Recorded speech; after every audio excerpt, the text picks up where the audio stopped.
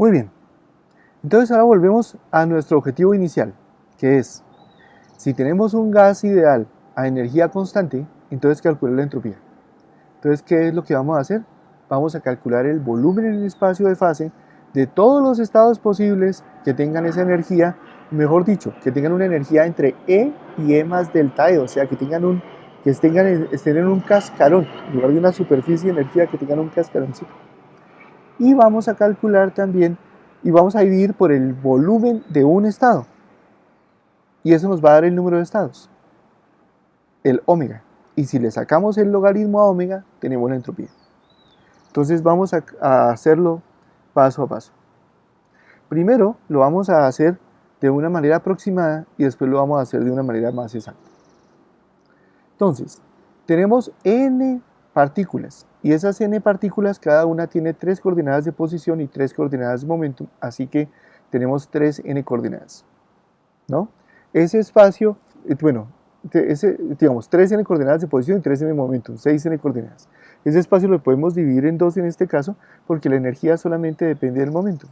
Entonces la posición, lo único que le importa es que esté dentro del volumen que acotamos, o sea, que esté en ese cubito, que cada coordenada x, y, z de que la partícula está dentro del volumen B. Para la energía, tenemos que la suma de todas las energías de cada molécula debe dar tanto. Y como la energía es peso x al cuadrado más peso y cuadrado más peso z cuadrado sobre 2m, eso lo que quiere decir es que las coordenadas peso x, peso y peso z de todas las partículas deben dar un punto que esté sobre una superficie esférica, ¿sí? De radio raíz de 2m. Muy bien, entonces, ¿qué es lo que vamos a hacer? Pues fíjense, ese volumen en el espacio de fase va a ser la multiplicación del volumen de las posiciones por el volumen del cascarón esférico. El volumen de las posiciones para cada coordenada es entre 0 y x máximo, para cada partícula, perdón, entre 0 y x máximo, entre 0 y máximo, entre 0 y z máximo, da un volumen. Si tenemos n partículas, la multiplicación de todo eso va a dar un volumen a la n. Por otro lado, como el espacio, el cascarón esférico es el cascarón de una esfera en 3n dimensiones, entonces su volumen va a ser como el radio a la 3n multiplicado por algo. Fíjense que eso funciona bastante bien. O sea, para una esfera en 2 dimensiones, o sea, un círculo, el área es pi r cuadrado. O sea, es proporcional a r al cuadrado. Para una esfera en 3 dimensiones, pues es 4/3 de pi r al cubo. O sea, es algo por r al cubo. Si tuviéramos una esfera en 3n dimensiones, el volumen sólido de la esfera sería r a la 3n por algo. Y como el radio es la raíz cuadrada de 2me, querría decir que el volumen sería igual a algo por la energía a la 3n medios por el volumen a la e.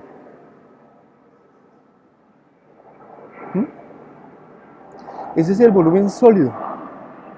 ¿Cómo podemos sacar de ese volumen sólido el área del cascarón? Pues les voy a dar un truco, derivando. Si nosotros derivamos con respecto a E, ¿sí? Lo que nos va a dar es el volumen. Y eso va a ser, entonces eso va a ser cuántos estados hay entre E y E más D.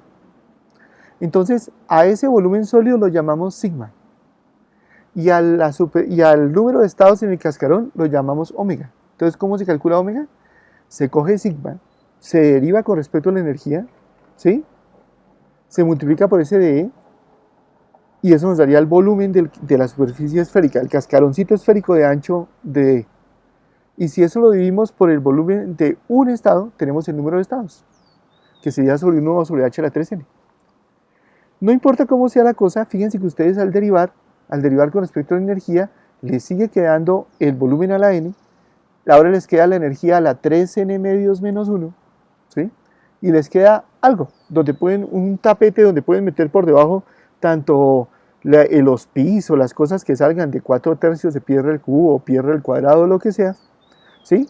Y el 1 sobre h a la 3n. O sea que a la hora del t es algo, alguna constante, llamémosla algo prima, ¿sí? Por e a la 3n medios menos 1 por el volumen a la n por de. ¿Listos? Y ese sería omega.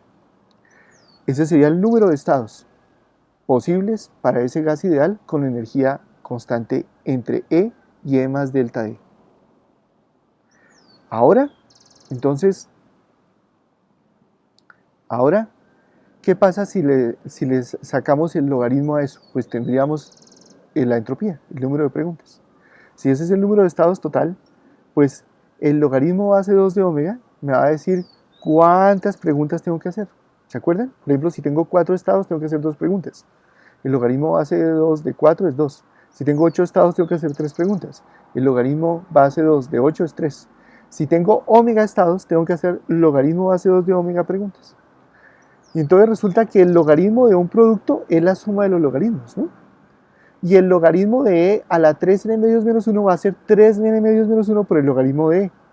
Y el logaritmo de B a la n es n veces el logaritmo de B, o sea, k del n. Y entonces tendría que esa es la entropía.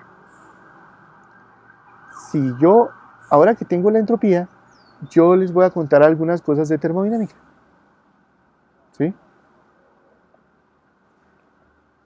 Y entonces, tenemos la energía es, la conservación de energía me dice que el cambio de la energía es, el promedio del sistema es igual a la temperatura por ds, por el cambio de entropía, menos P de B más mu de n.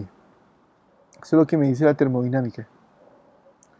Entonces, si yo despejo de S de acá, me queda que ds es 1 sobre T de E más P sobre T de B menos mu sobre T de n. Si la entropía es función de la energía, del volumen y del número de moléculas, entonces fíjense que un cambio en la entropía puede ser o porque cambió la energía, o porque cambió el volumen, o porque cambió el número de moléculas. O sea, el cambio total es el cambio parcial de S de E multiplicado por dE, más el cambio parcial de S de B por dB, más el cambio parcial de Sn por dn, donde esto quiere decir derivadas parciales. O sea, se cambia n, pero manteniendo la energía del volumen constante, y lo mismo en los otros casos. Si ustedes comparan esta ecuación de abajo con la ecuación de arriba, se dan cuenta que 1 sobre t es ds de E, que p sobre t es ds de B, y que menos mu sobre t es ds de n.